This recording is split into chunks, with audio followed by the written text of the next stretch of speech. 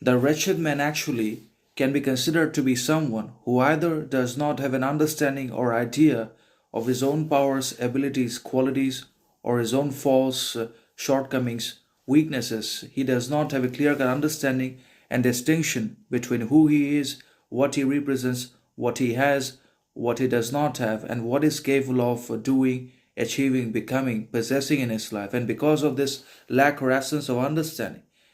and temperance, modesty, moderation, control, patience in himself, he has fallen victim to not only all the outside evils in the form of pleasure, lust, desire, to the addictions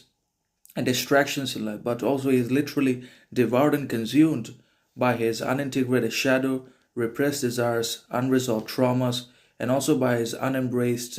unconscious content and inward darkness, which he literally refuses to see over and over again. And because he repressed it, because he denied it, ignored it multiple times on multiple occasions, he is now being controlled and governed by all that repressed, ignored darkness and shadow and unconscious material, anyways, particularly in his actions, behaviors, habits in one or another, which he does not understand because it's indistinguishable from reality, just as stupidity, mediocrity, madness, ignorance become indistinguishable from knowledge, reality, sanity, reason in the different people around the world.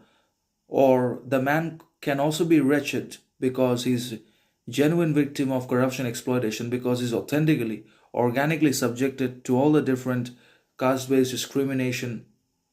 communal partiality, and religious, basically backfootedism in the world, because he is genuine victim, because he's actually subjected to all the different corruption, partiality, discrimination inside of his own society, which is democratic, liberal, and he's being exploited, manipulated every step of the way by the different higher ups and social authorities and outside organizations because of his lack of education, because of his lower qualification,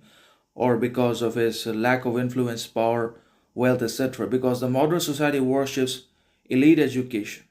higher qualification, and superior power. It does not have any respect whatsoever for the men and women that just do not have education or that are basically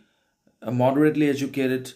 qualified, successful, wealthy. It does not have regard, even though it is a democratic society and a liberal country. The government is democratic, but it only works for the upper class, represents the interests of its donors, elites, globalists, capitalists, anyways, and does not care about the people. Because if voting actually worked, then there would not be any voting, anyways. We would not even have the chance or the opportunity to vote if it really worked, and that means